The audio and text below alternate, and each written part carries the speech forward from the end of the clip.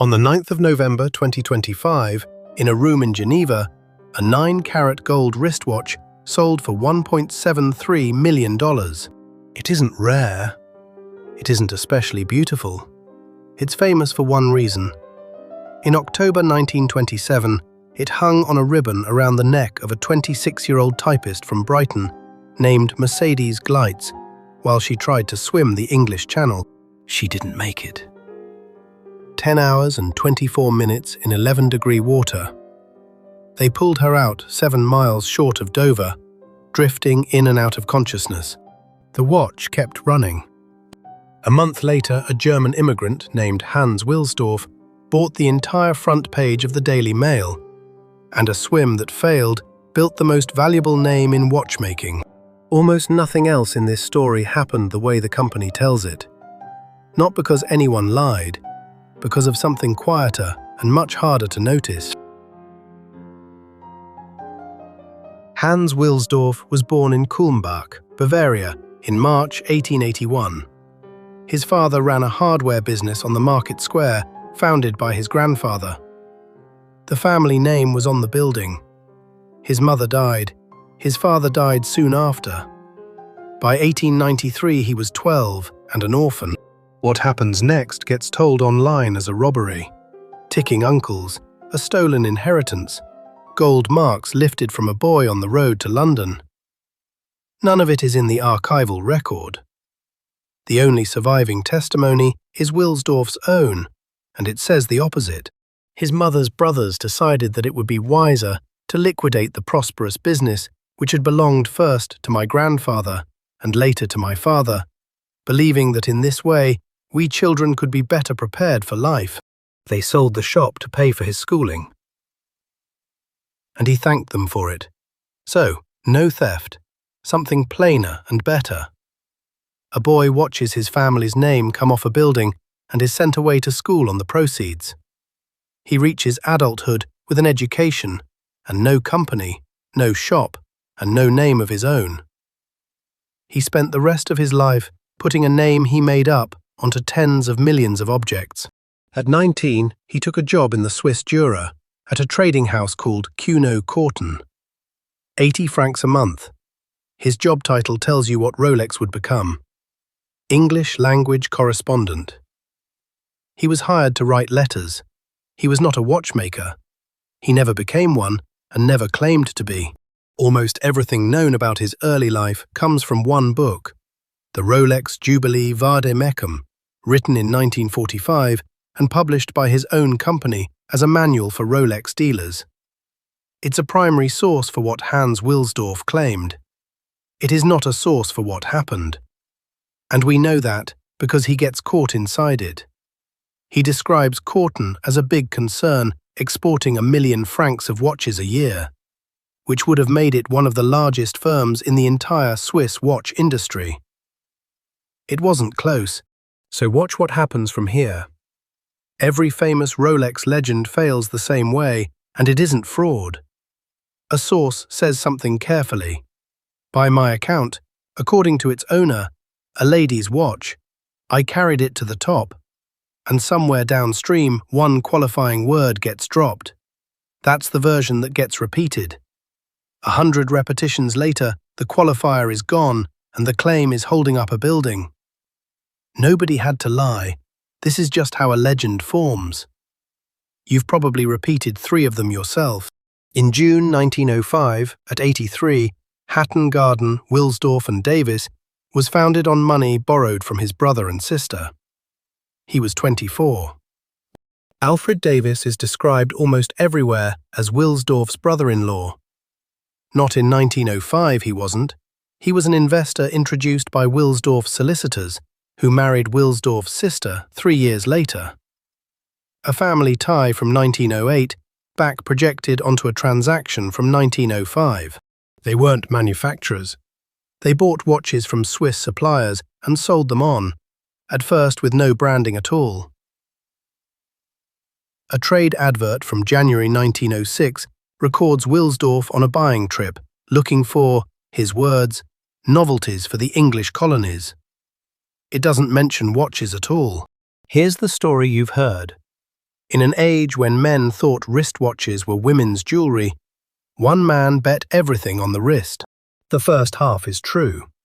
Before 1914, a wristwatch on a man read as effeminate. The joke was that a chap might as well wear a skirt. Nobody knows who said it first. If a documentary puts it in the mouth of a general, they made that up. The second half doesn't survive the evidence. What Wilsdorf sold before the war was ladies' watches. Our little gold watch, he called it. Hallmark records show most Rolex wristwatches marked before the war are gold, in ladies' sizes, and there are adverts from 1887 for very nearly the same product. He wasn't defying a market. He entered one that already existed and was already growing. Even the expanding bracelet those watches rode on was somebody else's patent. What he did see was a factory in Brighton. Eigler made tiny movements for ladies' fob watches, and a movement that small is exactly the right size for a man's wrist. Machine made to interchangeable tolerances so it could be repaired anywhere in the empire. He didn't invent the small, precise movement. He noticed what it was for. In July 1908, they registered a trademark, Rolex. Where did it come from? In a speech in 1958, Wilsdorf said a voice whispered it in his ear on a horse-drawn omnibus in Cheapside. A story told 50 years afterwards at a public event by one of the great marketers of the century. In his own memoir, he never says where it came from. He gives criteria. Short, easy to remember, pronounced identically in every European language, and, his words, not cumbersome on the dial, thus leaving room enough for the inscription of the English trader's name. Read that last part again. British shops in 1908 refused to stock watches carrying a maker's brand. They wanted their own name on the dial, so a customer asked about their watch would name the shop. The most recognizable brand name on earth was engineered to be small enough to sit underneath somebody else's. And those criteria weren't whispered by a genie. They're almost point for point George Eastman's from 1888 for the word Kodak. Wilsdorf was running a playbook that had already been proved. Even his own supplier resisted. It takes until about 1926 before Rolex is engraved on the movement itself. 18 years to stop being the junior partner. In July 1914, a Rolex wristwatch was awarded a Q Class A certificate. 45 days of testing, 5 positions, 3 temperatures. Until then, that had effectively been the preserve of large marine chronometers. It was the first time one had ever gone to a wristwatch. That's real, and I'm not going to soften it. But there are 3 things Rolex has never mentioned. 1. They failed first. 2 watches went in early that year, and the register is unambiguous. Neither passed. 1 was resubmitted in May. The most famous precision certificate in watchmaking is a second attempt. 2. It scored 77 out of 100, below the 80 needed for the especially good endorsement. The lowest watch in the published top 50 that year scored 85. It wouldn't have made the list. And 3. Eigler announced it in the Swiss trade press under the heading, Telegram, a new record for a Rolex ladies' watch. It is the first ladies' watch to achieve this standard. A women's watch, submitted by a factory Rolex didn't own, which failed its first attempt and scored below the published top 50. All of that is documented, and the achievement underneath is still real. That's the shape of this whole story. Then the war did in 4 years what no advertising could have done. Officers were commissioned in enormous numbers, and each had to buy a wristwatch. The Horological Journal, December 1917. The wristlet watch, little used by the sterner sex before the war, but now to be seen on the wrist of nearly every man in uniform. The men's market arrives, and Rolex is facing the wrong way. Cases with a bottleneck, and the surviving watches prove it. Most Rolex trench watches have the cheapest, flimsiest backs made. The company that would build its identity on the toughest case in watchmaking spent the war selling the weakest cases available because it couldn't get better ones. Then Britain taxed him out of the country. The McKenna duties of 1915 put 33% on watches and applied even to stock imported purely to be checked before being re-exported. London was his dispatch hub, so it didn't tax his British sales. It taxed his entire worldwide business. By 1919, the work had moved to Geneva. Not, as you'll read, because Wilsdorf sounded German. He coined Rolex 6 years before the war and was naturalized British 3 years before it. Without that tax, Rolex might still be a British company. In 1926 came the watch that made them, the Oyster. A sealed case, a screw-down crown, a watch you could put underwater. And the screw-down crown was not Wilsdorf's invention. He bought it. Swiss patent 114948, filed October 1925 by Paul Perregaux and Georges Perret. The rights reached Hans Wilsdorf in July 1926, and he filed the same invention abroad in his own name, except in the United States. US patent 1661232, keyless watch. The inventor field still reads Georges Perret. You can look it up tonight, but don't overcorrect, because this is where the debunk videos go wrong. The patent he bought was unusable. The thread was left-handed, and there was no clutch. Winding and sealing were coupled, so you'd seal the watch, realize you needed to set the hands, and be stuck for an hour. What made the Oyster work was Rolex's own patent, a clutch letting the crown spin free as it screwed down. That part is authentically theirs. So, honestly, neither the crown nor the case was original. Every feature of the Oyster had been drawn by a man named Twing by 1881. What Wilsdorf did was assemble the pieces, and then spend more money telling the world about it than anyone had ever spent on a watch. His genius was never invention. It was integration and marketing, a smaller claim about engineering and a much larger one about the 20th century.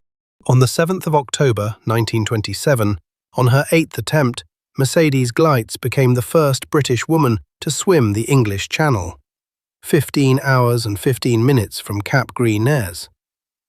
She was 26, a shorthand typist, the daughter of German immigrants in Brighton. 3 days later, a Harley Street doctor named Dorothy Logan, swimming under an alias, claimed to have crossed in 13 hours 10. A newspaper had offered £1,000 for exactly that. Logan signed an affidavit and collected. Within a week, she confessed it was a hoax.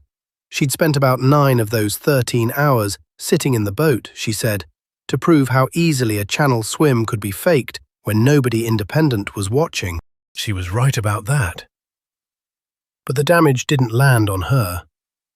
If one crossing that fortnight was faked, every crossing that fortnight was in doubt, including the real one 3 days earlier. A woman was called a liar because a different woman lied. So on the 21st of October, she went back into the sea to prove something she had already done. This time in front of journalists, film crews, and independent observers.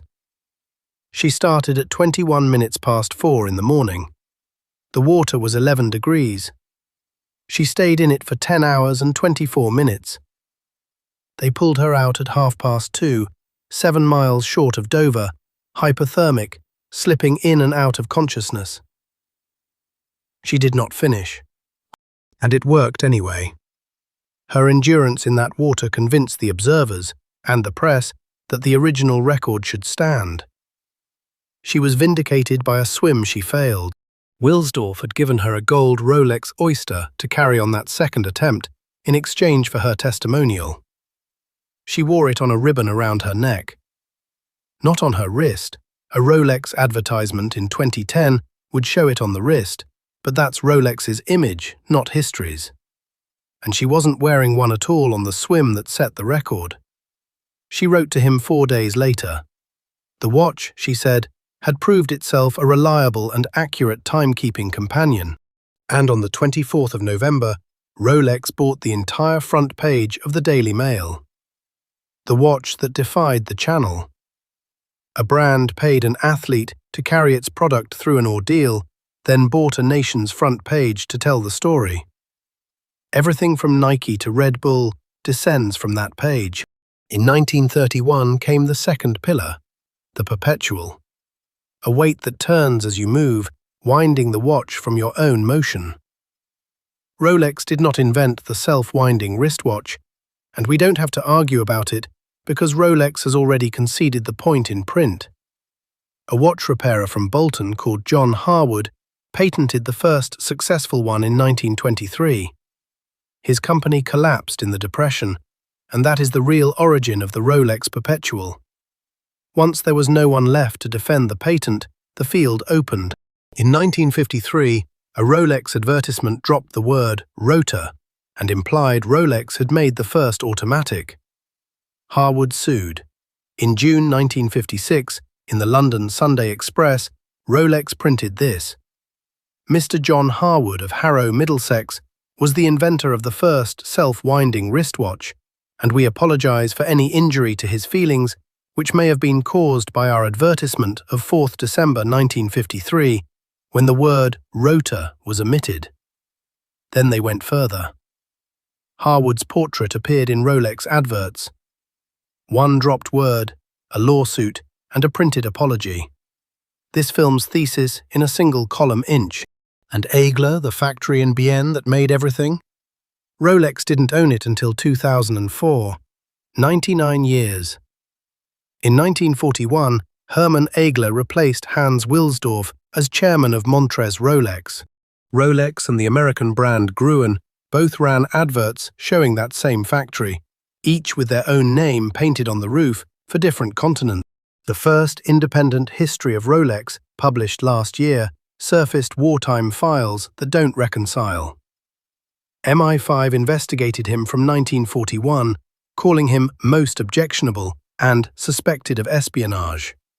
A 1941 Geneva police report is where the quoted line comes from. Here it is in full, because the second half sits in the same paragraph as the first. The information gathered shows that Wilsdorf is a fervent admirer of the Hitler regime.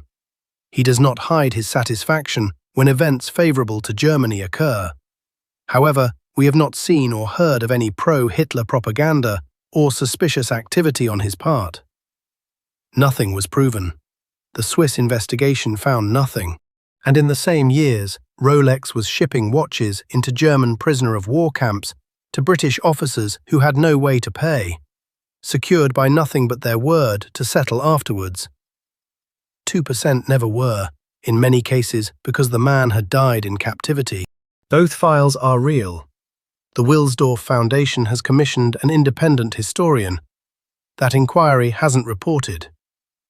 Nobody honest can resolve this yet, and I'm not going to pretend otherwise. In January 1960, a Rolex bolted to the outside of the bathyscaphe Trieste went down into the Challenger Deep, nearly 11,000 meters, the deepest point on the surface of the Earth. Jacques Picard cabled back, "Happy announced to you, your watch as precise at 11,000 meters as on surface." Hans Wilsdorf died 5 months later at his house on the shore of Lake Geneva. The final proof of the thing he'd spent 34 years selling, that a sealed case could survive anything, arrived just in time for him to read the telegram. He left the company to a private foundation, which still owns all of it and publishes nothing. No revenue, no profits, no donations, no beneficiaries. Analysts estimate Rolex now sells over 11 billion francs of watches a year. Roughly 1 franc in every 3 spent on a Swiss watch. He was never a watchmaker. He didn't invent the waterproof case, the rotor, the expanding bracelet, or the small, precise movement. He bought 2 of them, took his naming strategy from a camera company, and built the rest out of certificates and newspapers and other people's endurance. He named a watch the Explorer after a summit Hillary said he left his Rolex below. None of that is a scandal. It's just a different achievement than the one on the box. And the watch we started with, worn round a swimmer's neck, not her wrist, on a swim she didn't finish, that she should never have had to make, sold for $1.73 million. Sotheby's called it the watch that made Rolex Rolex. Which is true, and is also the last qualifier still standing. A 12-year-old in Bavaria watched his family's name come off a building and spent 70 years putting a name he invented onto everything he could reach. It's still there. It just isn't quite the story printed on the box.